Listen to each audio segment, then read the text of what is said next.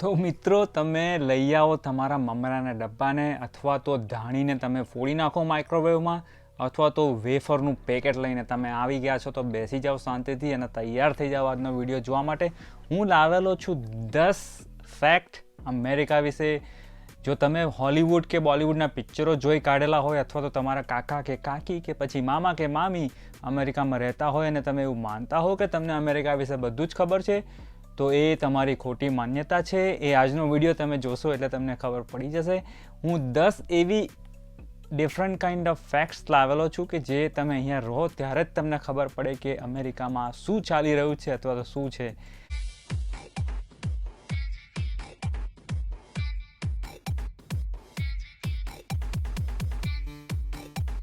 નમસ્કાર મિત્રો, મારું નામ છે અમિત. જાગ્યા ત્યારથી ભાગ્યામાં હું તમારું સ્વાગત કરું છું. જો તમે પહેલી વખત આવ્યા છો તો વેલકમ ટુ જાગ્યા ત્યારથી ભાગ્યા અને યુનાઇટેડ સ્ટેટ્સ ઓફ અમેરિકા.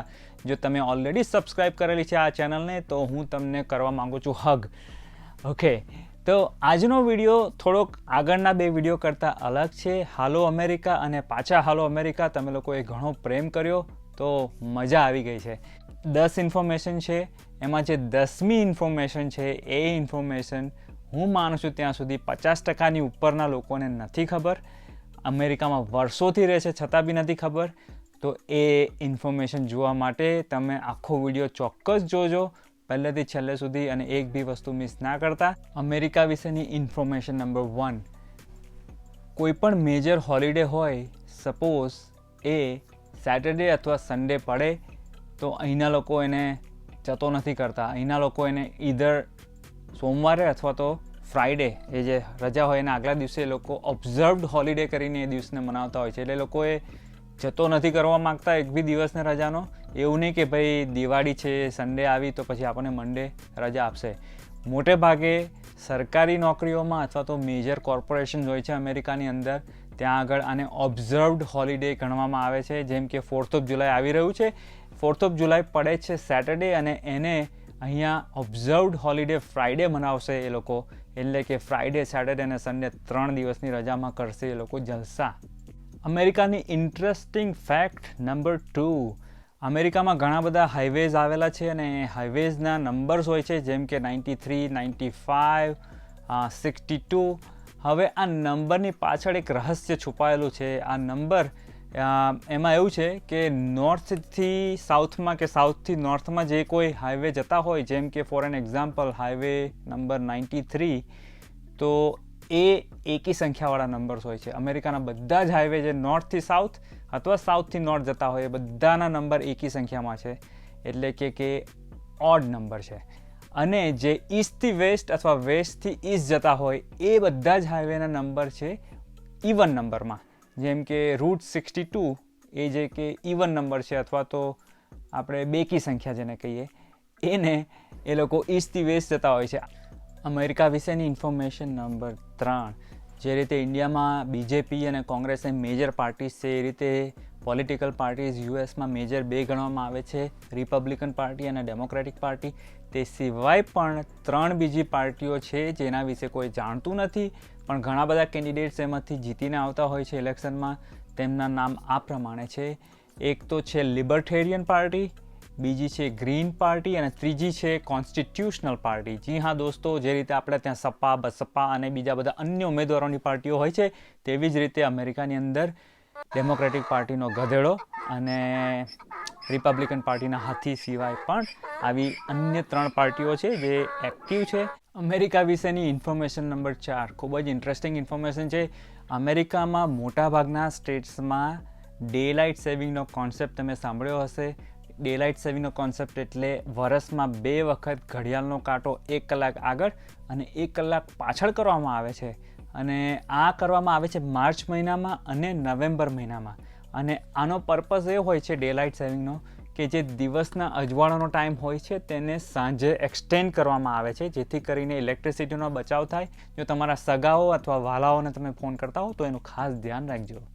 અમેરિકાની ઇન્ફોર્મેશન નંબર 5, તમે તો એ જાણો જ છો કે અમેરિકામાં ડ્રાઇવિંગ ઊંધી બાજુ થતું હોય છે, પરંતુ અહીંના જે ટપાલીઓ છે તેઓની ડ્રાઇવિંગ સીટ જમણી બાજુએ હોય છે, નહીં કે ડાબી બાજુએ. એ લોકોએ કલાકોના કલાકો પ્રેક્ટિસ કરવી પડતી હોય છે જમણી બાજુએ બેસીને ડ્રાઇવિંગ કરવાની એ લોકોની હોય છે એક નાનકડી ડબ્બા જેવી ગાડી, રિક્ષાથી થોડું મોટું હોય છે, વ્હાઇટ કલરનું હોય છે. અને એ લોકોએ રાઇટ હેન્ડ સાઈડમાં બેસીને, કારણ કે બધી જ ટપાલના ડબ્બાઓ છે રાઇટ હેન્ડ સાઈડ પર પડતા હોય છે અહીંયાના ઘરોમાં, એટલે એ લોકોને રાઇટ સાઈડ પર પ્રેક્ટિસ કરવી પડતી હોય છે. એટલે જો તમે ઇન્ડિયાથી આવેલા હો અને બહુ ઉત્સુક હો તો તમે ટપાલીની જોબ ચોક્કસ કરી શકો છો, કારણ કે તમને ચલાવવા મળશે તમારી ગાડી જમણી બાજુએ. ઇન્ફોર્મેશન નંબર 6, આ ઇન્ફોર્મેશન છે અબાઉટ બિલ અને ચેક.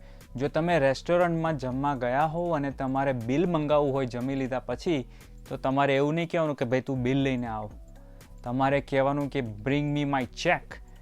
અહીંયા અમેરિકામાં રેસ્ટોરન્ટમાં જે રિસિપ્ટ આવે છે, જેને આપણે રિસિપ્ટ કહીએ, તેને આપણે ચેક કહેતા હોય છે. ચેક એટલે તમારી બેંકનો ચેક નહીં, પણ આ છે તમારું બિલ. અને બિલ એટલે અમેરિકામાં જે કેશ, જે કાવડિયા છે, કે જે પૈસા છે, જે તમે પૈસાથી ડોલરથી તમે જે ચૂકવણી કરશો તેને અહીંયા બિલ કહે છે. એટલે બધા ગોટાળા ચાલી રહ્યા છે અમેરિકાની અંદર. सब्जी ये जो चाचाई वही बती जाए और जो बती जाए वही चाचाई, चाचाई को यही नहीं. अरे कहना क्या चाहते हो? એટલે રેસ્ટોરન્ટમાં જમવા જાઓ તો ભૂલ ના કરતા, તમારે બિલ આપવાનું હોય છે અને સામેવાળો તમને ચેક આપે છે. શું ટ્રાન્ઝેક્શન થયું કહેવાય. વાહ, મજા આવી ગઈ. Information number 7 about America. જો નાના ભૂલકાઓ તમારી જોડે હોય અથવા તો એ લોકોને કોઈ વેહિકલ ચલાવવાનું હોય, તો અહીંયા આગળ જે રીતે આપણે ઇન્ડિયાની અંદર બાઇક એટલે કે હોન્ડાનું કે બજાજનું કે બાઇક આવતું હોય છે, રાજદૂતનું, તે બાઇકને અહીંયા અમેરિકામાં આપણે જે સાયકલ હોય છે એને બાઇક કહેતા હોય છે. બાઇસિકલને શોર્ટમાં બાઇક. એટલે તમે જ્યારે બાઇકની વાત કરો ત્યારે અહીંયા અમેરિકામાં સાયકલની વાત કરો ત્યારે એને બાઇક તરીકે સંબોધવાનું હોય છે. આઈ થિંક આ ઘણા બધાને આ પોઈન્ટ ખબર છે.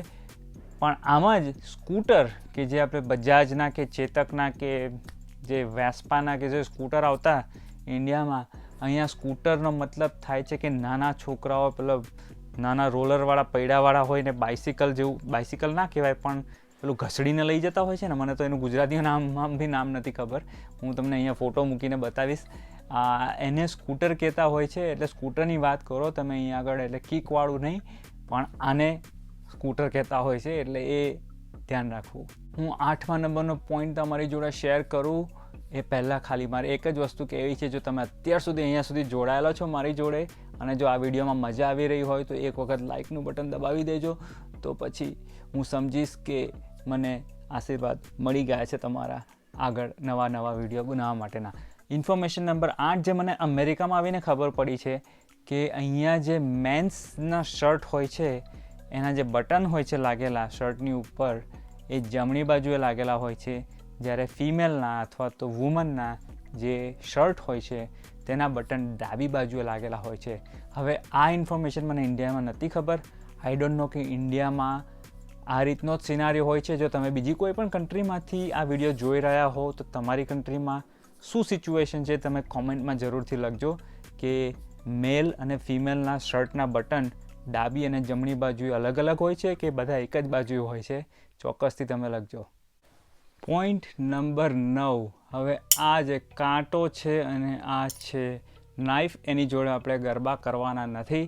પણ હું એટલા માટે લાવેલું છું કારણ કે હું જ્યારે નવો આવેલો અમેરિકામાં ત્યારે મને હતું કે જે આપણે ઇન્ડિયામાં હાથથી જમતા હોઈએ, શાક છે, દાળ ભાત પીયા હાથથી ખાતા હોય, મજા આવે, એકદમ પ્યોર, એકદમ ટેસ્ટ લાગે જમવાનો. તો હું જ્યારે નવો આવેલો ત્યારે મને હતું કે હું નહીં છોડું એ ટેવને. મને આ આર્ટિફિશિયલ વસ્તુની જરૂર નથી. મને જે નેચરલ છે એવું જ રહેવું છે. સાઉથ ઇન્ડિયન લોકો તો આખા ડૂચા ભરીને આખા મારે એક્સપ્લેન નથી કરવું, કરતા હોય છે. એટલે મને થયું કે મારે આ નથી શીખવું.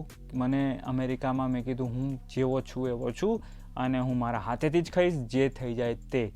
પણ સમય જતાં મારે બદલવું પડ્યું કારણ કે ઘણી બધી સોશિયલ ઇવેન્ટ્સમાં જવાનું થાય અને આપણે થોડું પ્રોફેશનલ લાગવાનું હોય, એટલે કે બતાવવાનું ના હોય આપણે, પણ આપણને અંદરથી જ થાય કે યાર આપણે શું કહેવાય કે હાથેથી ખાઈશું તો કેવું લાગશે. આખું હાથેથી બધા જ આખા લગ્ન પ્રસંગ હોય, કોઈ પાર્ટી હોય કે બધા જોબની કોઈ મીટિંગ હોય, આપણા બોસ બેઠા હોય સાથે, ત્યારે મને શીખવું પડ્યું કે આ કાંટાને ચમચીથી કઈ રીતે ખાવાનું છે. અમેરિકામાં અલગ રીતે લોકો ખાતા હોય છે.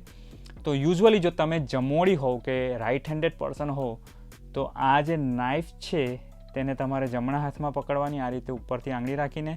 અને આ જે ફોર્ક છે, કાંટો છે, તમારે કોઈ પણ વસ્તુ ખાવી હોય તો આનાથી દબાવવાની અને આનાથી એને કાપી નાખવાની.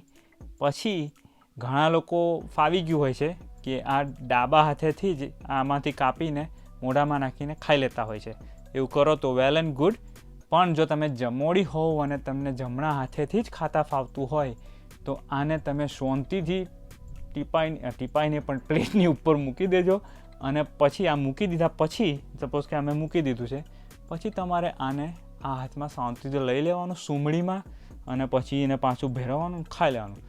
પછી પાછું આને લઈને પાછી એ પ્રોસિજર કરવાની, જેટલો પોર્શન ખાવો હોય એટલો આનાથી કાપી નાખવાનો તમારે, અને પછી આગળ વધવાનું. પોઈન્ટ નંબર 10 કહું એ પહેલાં ખાલી મારી એક જ રિક્વેસ્ટ છે તમને બધાને, જો તમે આ ચેનલને હજી સુધી સબસ્ક્રાઈબ નથી કરાવી તો વિચાર કરી લેજો તમે સબસ્ક્રાઈબ કરાવવાનો, જેથી કરીને તમે આ ફેમિલીમાં જોડાઈ જાઓ. તમારી ચેનલ જાગ્યા ત્યારથી ભાગ્યામાં તો મજા આવી જશે. અને બીજી એક સ્મોલ રિક્વેસ્ટ છે કે તમને જો લાગતું હોય કે આ મારા વિડીયોઝ છે જે કોઈને કામ લાગી શકે છે કે ઇન્ફોર્મેશન કોઈને મજા આવી શકે છે, તો તમારા એક વોટ્સએપ ગ્રુપમાં તમે એને જરૂરથી શેર કરજો કે જ્યાં લોકો આ વિડીયોને માણી શકે. તો ખાલી એક જ, બધાને સ્પામ કરવાની જરૂર નથી. હું નથી ઈચ્છતો કે એવા લોકો પાસે જાય કે જેને આની જોડે કંઈ લેવા દેવા ના હોય, પણ ખાલી એક વોટ્સએપ ગ્રુપમાં તમે શેર કરજો. હવે જે 10મી ઇન્ફોર્મેશન છે તેને લીધે ઘણા લોકોની આંખો ઉઘડી શકે છે, કારણ કે ઘણા બધાને આ વાતની ખબર નથી. અને આ વાત એ છે કે અમેરિકાની કોઈ ઓફિશિયલ લેંગ્વેજ નથી. જી હા દોસ્તો, તમે એકદમ સાચી વાત સાંભળી. તમને થતું હશે કે ઇંગ્લિશ જ બોલાય છે ને અમેરિકામાં. જી હા, બોલાય છે તો ઇંગ્લિશ. પ્રેક્ટિકલ યુસેજ માટે જે લેંગ્વેજ અહીંયા ઉપયોગમાં થાય છે તે ઇંગ્લિશ છે, પરંતુ વર્ષોથી અહીંયા ઓફિશિયલી જે લેંગ્વેજ હોવી જોઈએ, જે રીતે ઇન્ડિયાની હિન્દી લેંગ્વેજ જે રાષ્ટ્રીય લેંગ્વેજ છે, તેવી કોઈ લેંગ્વેજ નથી. જેથી કરીને અમેરિકામાં જે ઘણા બધા સરકારી ડોક્યુમેન્ટ્સ છપાતા હોય છે તે અલગ અલગ લેંગ્વેજીસમાં છપાતા હોય છે અને અવેલેબલ હોય છે. રશિયનમાં, ચાઇનીઝમાં, હિન્દીમાં, ગુજરાતીમાં, મલયાલમમાં અને બીજી ઘણી બધી લેંગ્વેજીસમાં, ઇન્ટરનેશનલ લેંગ્વેજીસમાં એ લોકોએ છાપવા પડતા હોય છે. એમાં એ લોકો કરોડો ડોલરનો ખર્ચો કરતા હોય છે એકની એક ઇન્ફોર્મેશન પાછી ઇંગ્લિશ, સ્પેનિશ અને બીજી બધી લેંગ્વેજોમાં છાપવા માટે. તો જી હા દોસ્તો, આ 10મા નંબરની ઇન્ફોર્મેશન, યુનાઇટેડ સ્ટેટ્સની કોઈ ઓફિશિયલ લેંગ્વેજ છે નહીં. જતાં પહેલાં હજી એક વાત કરવી છે મારે. તો આ જે 10 ઇન્ફોર્મેશન હતી, આમાંથી કઈ ઇન્ફોર્મેશન તમે નહોતા જાણતા કે નથી ખબર, અથવા તમે બધી જ જાણતા હતા, એ ખાસ કોમેન્ટમાં મને નીચે લખજો.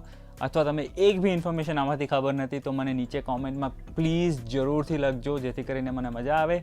અને બીજા કોઈ પણ પ્રશ્નો હોય તમને અમેરિકા વિશેના જનરલ કે જે મને ખબર હશે તો હું ચોક્કસ તેનો જવાબ આપવાની કોશિશ કરીશ.